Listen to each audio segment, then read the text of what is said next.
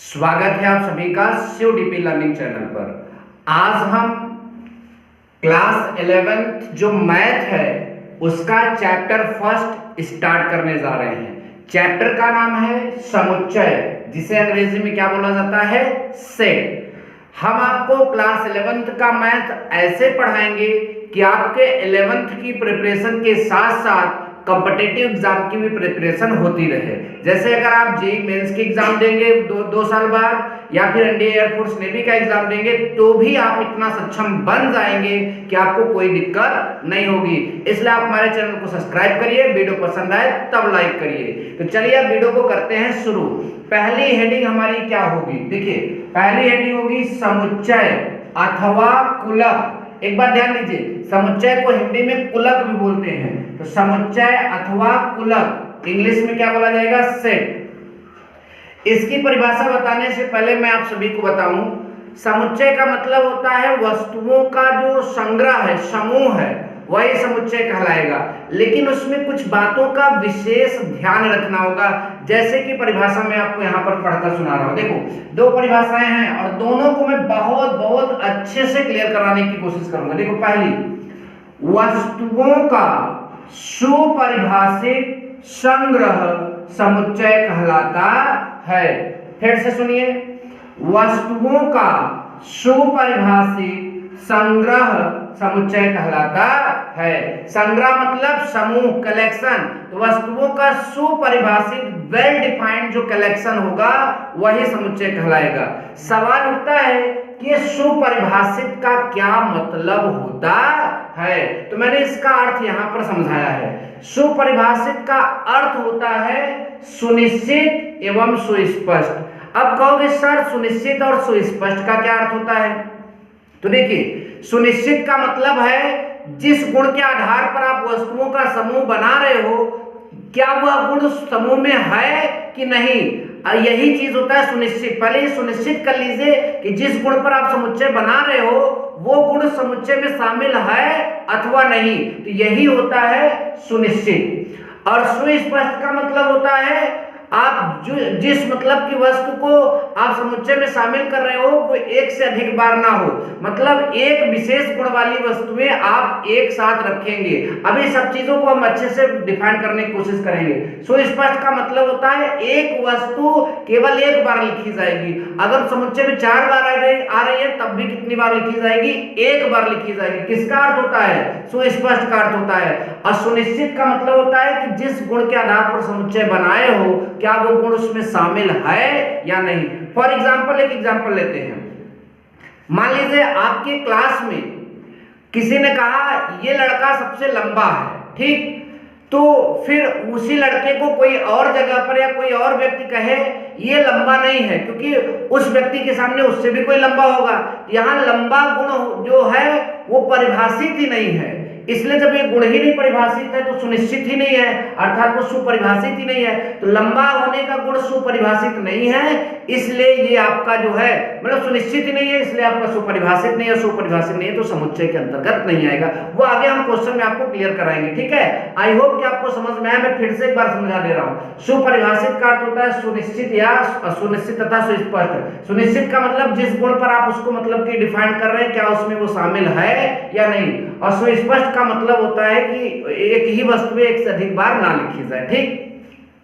तो ये परिभाषा हो गई। या फिर एक दूसरी परिभाषा क्या लिखा है, वस्तुओं के उस संग्रह को, संग्रह मतलब समूह, कलेक्शन को, वस्तुओं के उस संग्रह को समुच्चय कहते हैं जिसमें सम्मिलित प्रत्येक वस्तु, जिसमें शामिल प्रत्येक वस्तु किसी गुण विशेष को संतुष्ट करती हो, किसी गुण विशेष को संतुष्ट करती हो।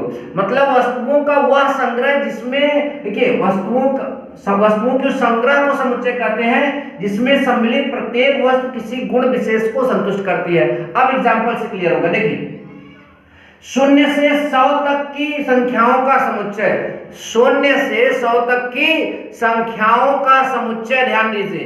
तो इसमें गुण क्या है कि 0 से लेकर 100 तक की संख्याएं आएंगी, तो ये इस एक गुण विशेष को संतुष्ट कर रहा है, इसलिए इसमें जो कलेक्शन बनेगा, जो समूह बनेगा वो समुच्चय होगा।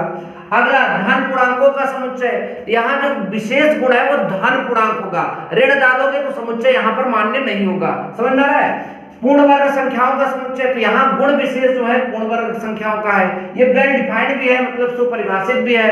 कैसे? कैसे कि पूर्ण वर्ग जो है, आप जैसे कोई बोलेगा कि 4 पूर्ण वर्ग है, तो ऐसा नहीं कि रामलाल कहेंगे 4 पूर्ण वर्ग नहीं है, श्यामलाल कहेंगे नहीं हम नहीं मानते। 4 पूर्ण वर्ग है तो सबके लिए है, अर्थात सुनिश्चित है।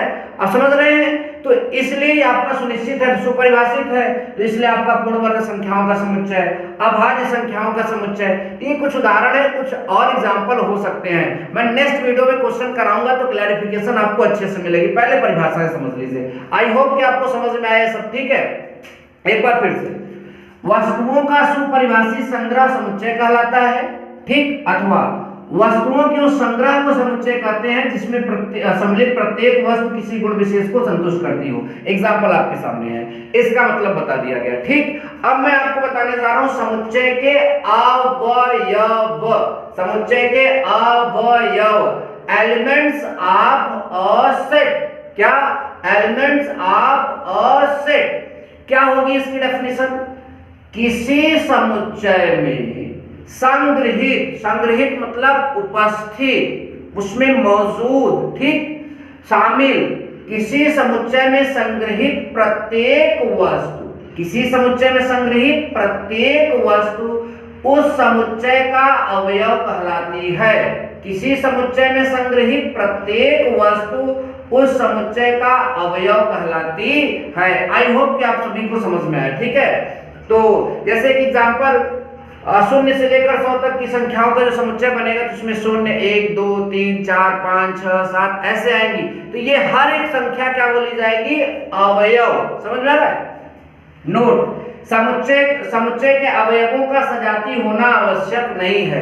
मतलब अगर आप जो समुच्चय बना रहे हैं तो उसमें जरूरी नहीं है कि सारे अवयव एक जैसे हों, एक ही मतलब कि आप क्या कहते हैं जैसे हों, तो वो अलग अलग भी हो सकते हैं। ठीक है, तो समुच्चय के अवयवों का सजाती होना आवश्यक नहीं है। तो आई होप कि आप सभी को इतना समझ में आ गया। अब आप सब लोग इतना स्क्रीनशॉट ले लें तो फिर हम आपको आगे पढ़ा रहे हैं। ठीक है, ऐसे नोट्स बनाइए, आपको आगे बढ़ने से कोई नहीं रोक सकता। ठीक है,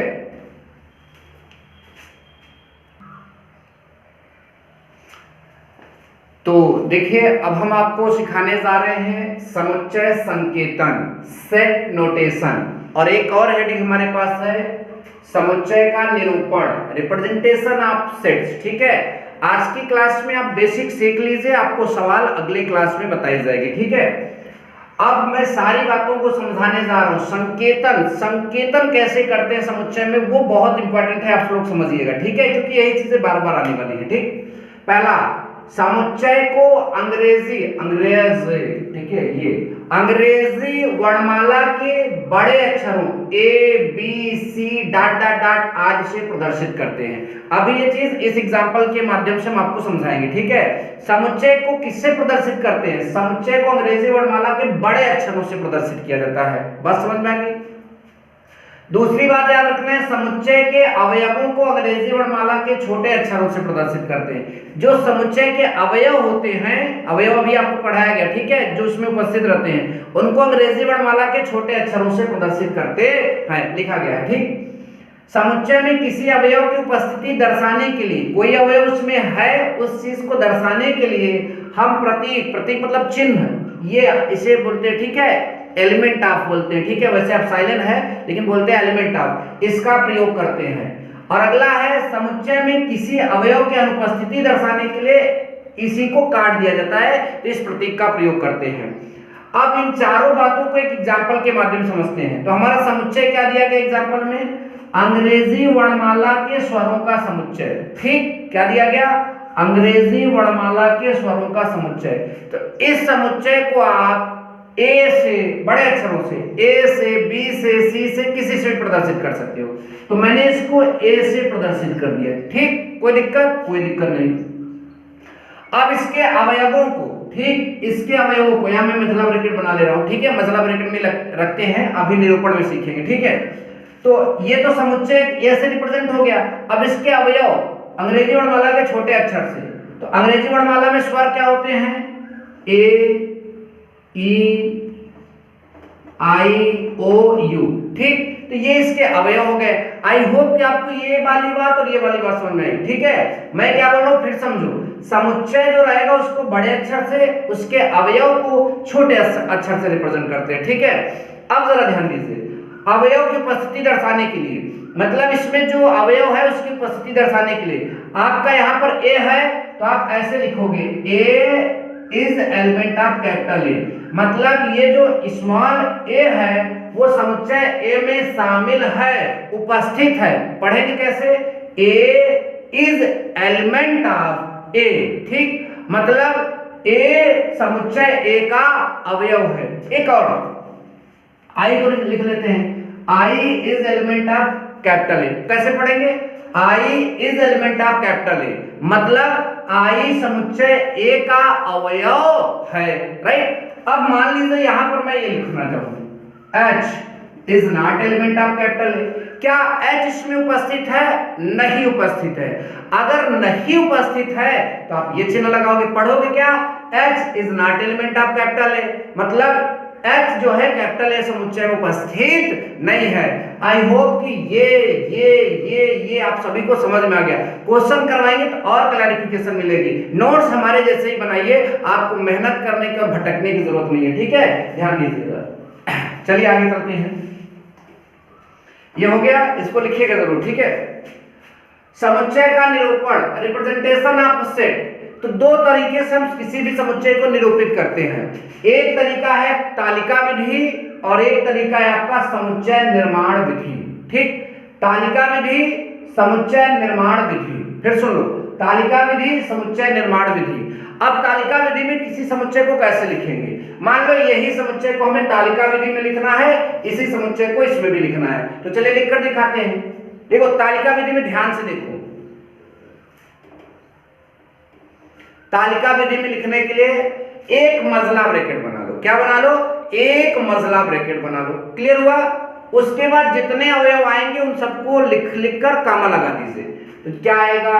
ए, ई, आई, ओ, यू। तो ये हो गया तालिका विधि। आई होप कि समझ में आया। निर्माण विधि में थोड़ा ध्यान देना है, यहां भी मंजिला ब्रैकेट बनेगा, नो डाउट। ठीक है, ध्यान समझिएगा। फिर यहां पर आप एक अक्षर लिखेंगे यक्ष, ज्यादातर यक्ष से लिखा जाता है। ठीक, यक्ष, मतलब इसका अर्थ यह हुआ कि अब समुच्चय के सारे अवयव जो 5 ठो हैं, ध्यान दीजिए, जितने अवयव हैं वो किससे प्रदर्शित होंगे? यक्ष से। किससे? यक्ष से। और फिर यहां लिखोगे ऐसे, इसका मतलब होगा सच दैट, हिंदी में ऐसा है कि, मतलब सारे अवयव यक्ष से प्रदर्शित हैं और यक्ष ऐसा है कि यक्ष एक। ठीक, ध्यान दीजिए, यक्ष एक अंग्रेजी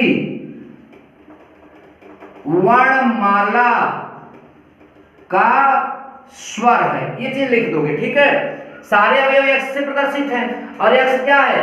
यक्ष एक अंग्रेजी वर्णमाला का स्वर है। तो यही चीज तालिका विधि में ऐसे और समुच्चय निर्माण विधि में ऐसे डिफाइन की जाएगी। एक एग्जांपल और दूंगा ताकि सारा क्लियरिफिकेशन आपको मिल जाए। ठीक है, जैसे 10 तक की सम संख्याओं का समुच्चय, 10 तक की, तो इसमें क्या लिखोगे? इसमें बहुत सिंपल है, 2, 4, 6, 8 और 10 तक बोला था ना।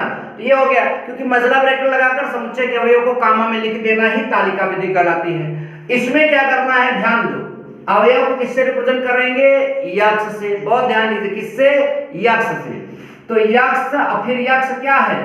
यक्ष एक सम संख्या है, सम संख्या है। लेकिन एक बात होती है, सम संख्या तो 1, 2, 4, 6, 8, 10, 12 ऐसे करते करते आप आगे तक जा सकते हैं। तो एक चीज यहां पर लिख दीजिएगा, यक्ष इज लेस और इक्वल 10। ठीक है, यक्ष जो होगा सम संख्या है और वो 10 से या तो छोटा रहेगा या तो 10 के बराबर रहेगा, उससे बड़ा नहीं हो जाएगा। तो इस तरह से निर्माण विधि में लिखते हैं और इस तरह से तालिका विधि में लिखते हैं। आई होप कि आपको चीजें समझ में आई हैं। क्वेश्चन कराएंगे तो पूरा का पूरा क्लियर हो जाएगा। ठीक है,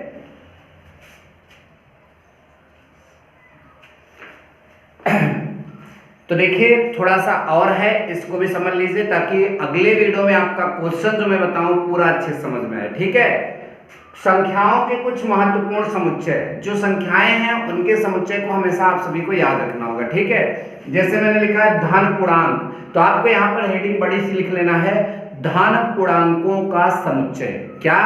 धन पूर्णांकों का समुच्चय। और धन पूर्णांकों को प्राकृतिक संख्या कहते हैं, तो हेडिंग लगाइएगा धन पूर्णांकों अथवा प्राकृतिक संख्याओं का समुच्चय। ठीक है, तो इसको प्रदर्शित कैसे करते हैं? प्लस आई से, प्लस जेड से, चूंकि प्राकृतिक संख्या नेचुरल नंबर n से।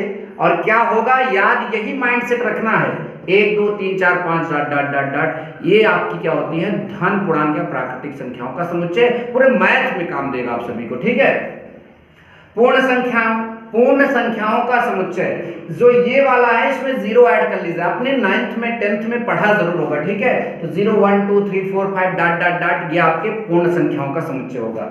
केवल पूर्णांक लिखा है, धन नहीं लिखा है, ध्यान दीजिए, तो पूर्णांकों का समुच्चय। ठीक है, हेडिंग होगा आपका पूर्णांकों का समुच्चय, आई से प्रदर्शित करोगे या जेड से। ठीक है, इसमें ऋण भी आएगा, इसमें धन भी आएगा और शून्य भी आएगा। ठीक है, तो ये सारा आपका पूर्णांकों का समुच्चय कहलाएगा।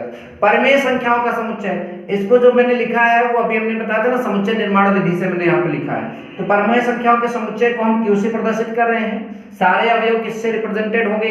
यक्स से। और यक्स कैसा है? p बटा क्यू, यक्स की जो वैल्यू आएगी p बटा क्यू से। अब p और q क्या होना चाहिए? Element of i। Element of i का मतलब वो i का एक अवयव होगा, i से ही निकल कर आएगा।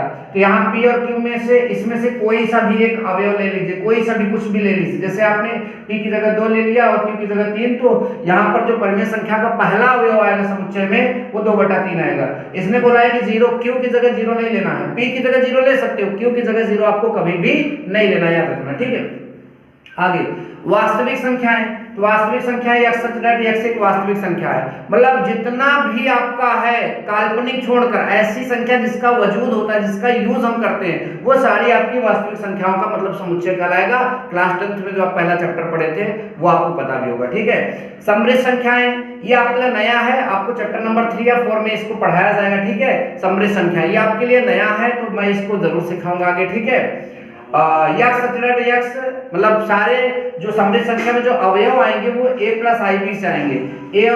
ए और बी क्या है? और बी वास्तविक संख्या का कोई भी नंबर, रूट में, बिना रूट में, बटा में, कोई भी नंबर यहाँ पर ए और बी की जगह होगा। और आई का मतलब क्या होता है? -1। आई का मतलब नहीं होता, आई स्क्वायर का मतलब होता है। यहाँ पर आप लिख लीजिएगा आई स्क्वायर का मान कितना होता है? -1। लेकिन यहाँ पर क्या लिखा रहेगा आपका? आई लिखा रहेगा। आई होप कि आपको सारी बातें जो है यहाँ पर समझ में आ गई। ठीक है, तो ऐसी वीडियोस के लिए आप हमारे चैनल को सब्सक्राइब करिए। वीडियो पसंद आया तो दिल से लाइक जरूर करिएगा। Thank you so much. जय हिंद, धन्यवाद।